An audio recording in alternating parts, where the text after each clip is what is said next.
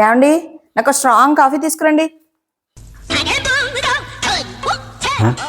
అదేమిటి ఇంట్లో cooling glass పెట్టున్నావు?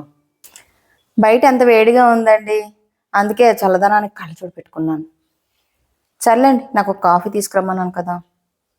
మరి బయట అంత వేడిగా ఉంటే కాఫీ తెమ్మంటున్నావు ఏంటి? జ్యూస్ తెమ్మంటావు ఏంటి?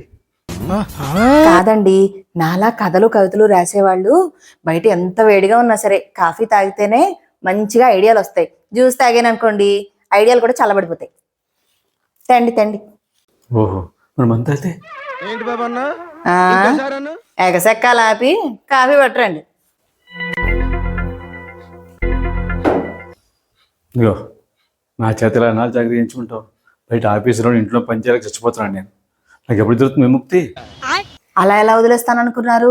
నా పేరుతో తీసుకున్న 20 లక్షల లోను తీర్చే వరకు నేను ఏం చెప్తే అది చేస్తానని అగ్రిమెంట్ రాశారుగా, మర్చిపోయారా? అధ్యక్ష, మన కర్మ అట్లా ఉంది. అందుకేగా అన్ని పనులు నోరు మూసి చేస్తున్నాను. ముందు 20 లక్షలు తెచ్చిచ్చేసి అప్పుడు బయటపడతాను. ఆగండి ఆగండి, 20 లక్షలు తెచ్చి తీర్చేస్తే మాత్రం ఇన్నాళ్ళ నుంచి ఇంటి పని వంట పని నాకు అలవాటు తప్పిపోయింది. పైగా నేను ఇలా కథలు కవితలు రాసేటప్పుడు కాఫీలు టీవీలు ఎవరు అందిస్తారు?